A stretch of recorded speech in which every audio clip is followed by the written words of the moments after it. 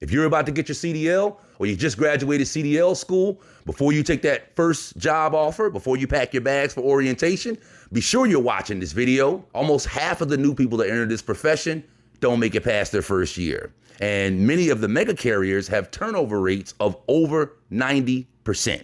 You could argue it's because the job is too hard. I say it's because most of them just were not prepared. They just were not ready. In other words, if you're getting in the ring with Mike Tyson, you need to be ready and you need to be prepared. If not, you're probably gonna get your head tore off. So in this video, I'm gonna show you how not to get your head tore off and how not to end up just another trucking statistic in your first year. There are new people that get started in this profession that feel very shortly after that it was like walking into a trap. A job that looked good on paper, but turned into 70 hours a week and a $600 paycheck, no home time, driving around busted equipment, a dispatcher that treats them like crap, and management that treats them like just another number. These companies, family, these mega carriers, they know you're new and they know you're excited.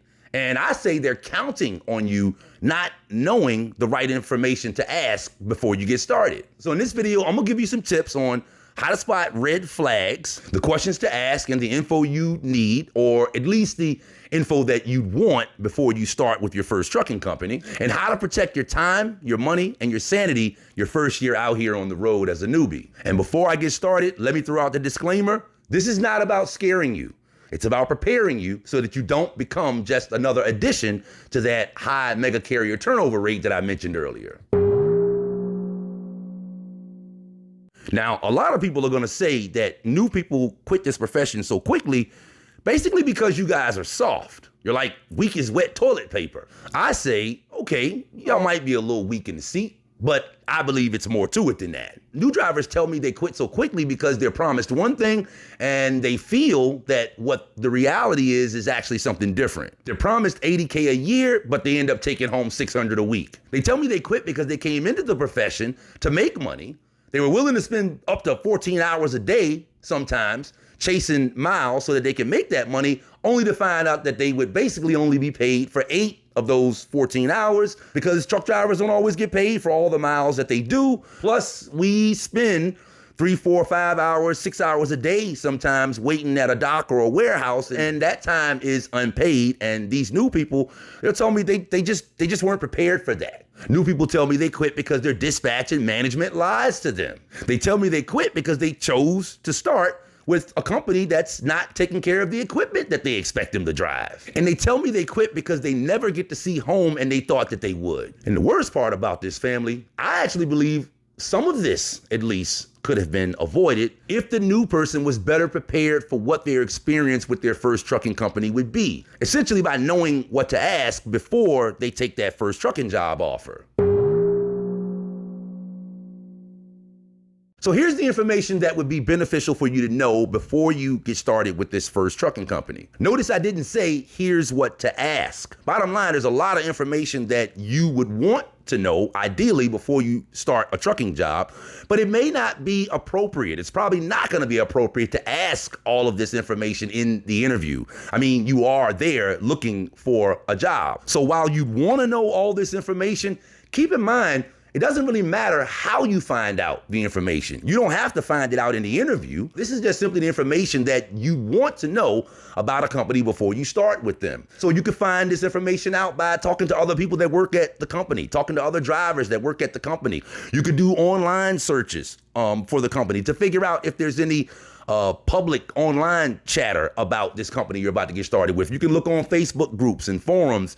In other words, it doesn't matter how you find out this information. You just want to know what you feel like you need to know before you start the job so that you can get your expectations right, so that you can have a better idea of how things are going to go with this company and what you're going to be walking into. So here we go. The stuff you want to know about this trucking company you're about to get started with. What's the real average weekly take home for new drivers in their first 3 months? What about when I'm with a trainer for my first few weeks? How does that process work? How many hours and miles per week are drivers actually working to earn that amount of money? What's the real average weekly take home for new drivers, if they're really working, after their first 3 months? What should I expect my first 3 to 6 weeks to be like here, right out of the gate? How long do drivers typically stay with your company? Give you a good idea of the culture of the company that you're about to start with. How often are drivers home? Is that guaranteed? Can I bank home time if I don't use it? How do you handle detention, layovers, and breakdowns as far as pay? That'll tell you right there how much they're going to respect your time after you get started with them. Are your turnover rates here high for new drivers? And no matter what they say, whether they say yes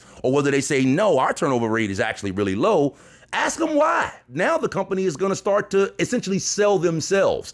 They're going to tell you why their turnover rate is low. You want to know this. If their turnover rate is high, you definitely want to know why. And you want to give them an opportunity right here to tell you up front what the culture is going to be like for new people. In other words, give the company an opportunity, which they might not take it, but give them an opportunity to tell you what type of environment you're going to be walking to, the negatives of the type of environment you're going to walk into. What's the average equipment age, and how does maintenance work as far as keeping the trucks up? What amenities do your trucks have? Do they have refrigerators? What type of bunks do they have? Do they have APUs, auxiliary power units? Will I be charged extra for extra idling? It's 100 degrees outside right now, and if you don't want to have your truck idling, you need some sort of auxiliary power so that you can have your AC running. Because if you're done with your drive shift and then got to stay in a truck that don't have no AC and 100-degree temperature, nobody gonna feel like going back to work after that. Do you do slip seating here? And if you don't mind me asking, are the trucks clean before you put another driver into them? Is there a minimum pay guarantee for slow weeks? Does orientation pay? Is there tuition reimbursement? Are empty and loaded miles paid the same here? How do you pay? What's the max pay rate for drivers? How do I qualify for raises? How often does the company give them out? Are there bonuses? What kind of freight do you guys haul? What areas or states do you run in? What routes will I be running? Will I have forced dispatch? Can I refuse loads? What if the weather is really, really crappy? What's your policy on that? Is this mostly drop and hook? Or will I be waiting to get loaded? It's more like a live load, unload situation. Are drivers ever required to touch or unload freight themselves? Are lumpers ever required? Who pays the lumpers? Will I be assigned a driver manager? How exactly do you guys calculate driver miles here? What's the average length or miles of a haul here? And that's if it's a regional or a local outfit. Are drivers allowed to take trucks home during home time? Is this your only terminal? If not, where are the others and what amenities do they have? What's your passenger, pet, and ride-along policy? Is there any way you could connect me with another driver that's been here for 6 or 12 months? Generally speaking, what are the things that I need to watch out for that could stop me from making money here? Again, give the company an opportunity to tell you the difficulties of working with them. Now you know. And now based on your runway, your personal financial situation, like how long you can afford to wait while you continue to look for a job, you can decide up front whether this is the type of company you want to go with or not. But now your level of expectancy is more so in check. Now there shouldn't be so much of a shock between what you think you're gonna get and what actually happens when you get with the company. After finding out this information that I shared with you, now you know what you're getting into, and now you can make a more informed decision. So the first thing is find out as much as you can about this company you're about to get started with before you get started. Too many people coming out here quitting and then being like, well, I didn't know to ask that. Hopefully I just solved that problem for a lot of you guys. Now, if you got value from that list of questions that I just shared with you, I want you to stick around until the end of the video. I have a little treat for you. So after finding out what you need to know, if you choose to move forward with this company, here is the general mindset. Here is the approach, generally speaking. It looks something like what you're seeing on your screen right now. Month 1 through 3 is learning and surviving. You're just trying to stay afloat and you're just trying to get acclimated to your new environment, your new job. Month 4 through 6, you're gonna refine your workflow and you're gonna continue to avoid BS. Refine your workflow, meaning you're gonna work to do your job more efficiently now. Month 7 through 9, you can start scouting for new opportunities, because in months 10 through 12, that's when you're gonna make your first power move and bounce to another company if this first company that you're with isn't who you want to stay with. So generally speaking, that's going to be the mental approach if you decide to move forward with the company that you just found out all this information from. Now, most new drivers are going to default to some sort of company-sponsored mega carrier type of training when they get started in this profession, mainly because that type of training doesn't require any money from you up front, and you got a guaranteed job. But if you want to skip the cattle herd and avoid 90% mega carrier turnover rate and start off more like a professional and less like a number, it's gonna take a little bit more hustle from you But here's some tips on how you do that. First, pay for your CDL training out of pocket. The cost is going to be somewhere between $3,000 and $7,000 depending on what area of the country you're in. Look for state-funded community colleges or trade schools with CDL programs, or third-party independent CDL schools. This is what I did. I went to a CDL school that wasn't affiliated with a trucking company. They had trucking companies, Schneider, JB Hunt, stuff like that, come in and talk to us. The independent CDL school I went to had weekend classes for people that had a job. It took me 2 months of going on weekends to complete the training, whereas if I would have been going full time, Monday through Friday, I would have gotten it done in 30 days. But because I was working, I couldn't do that. I didn't have the $5,000 that it costs to go to CDL school. And I know many people run across this snag, and many people won't even give the CDL school a call if they don't have the money to go. I recommend you call the CDL school. Like, a lot of people don't have the money for CDL schools.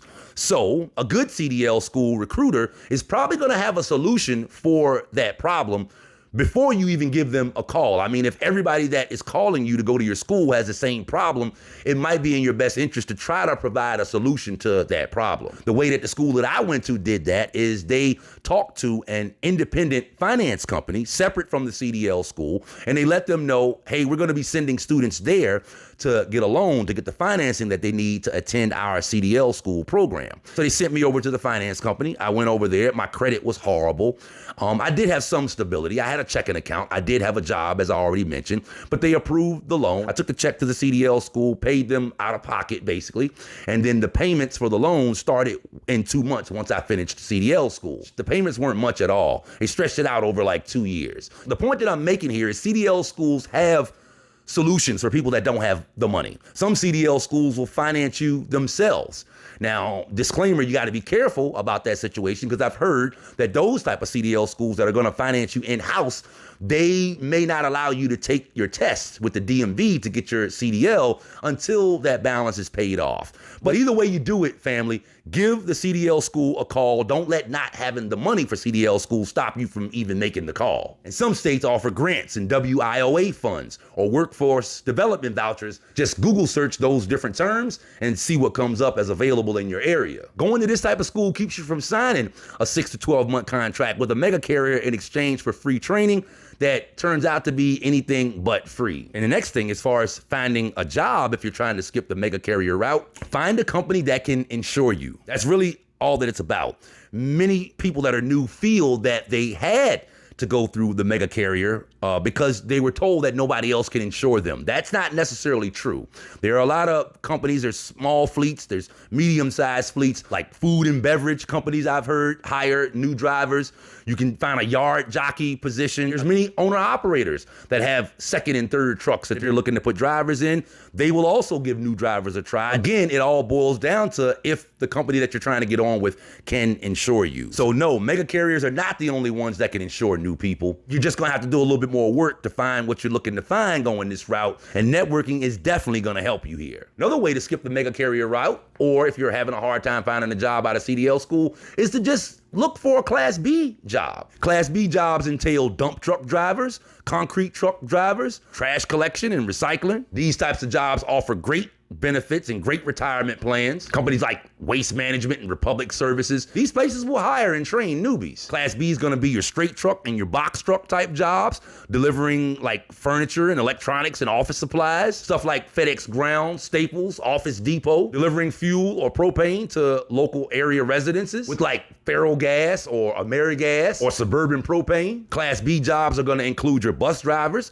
You'll need your passenger endorsement if you go that route. Sometimes when I'm on a job site, I see the septic tank vacuum truck guy come out there. That's a Class B job. It's kind of messy, but I've heard those jobs pay well. And again, family, many of these Class B jobs will hire and train new people, plus they're gonna get you home every night. Another thing to consider if you wanna skip the mega carrier route, you wanna be as attractive as possible to potential employers. Simply put, make sure your driving record is clean. Make sure your background is clean. Make sure whenever you talk to somebody, you are clean and professional and on time for appointments. And have your resume ready, updated, and relevant to the company that you're going to be applying for. And this is whether you go with the mega carrier or whether you find somebody else to get started with in trucking. Don't get started as a lease purchase driver. There are absolutely companies and carriers out here that are offering brand new individuals to the profession the opportunity to be a lease driver. They don't know no numbers. They ain't never ran a business before. They don't know no overhead. They don't know nothing about expenses or taxes or LLC setup or business credit. They don't know nothing about none of this stuff. But because they chasing money,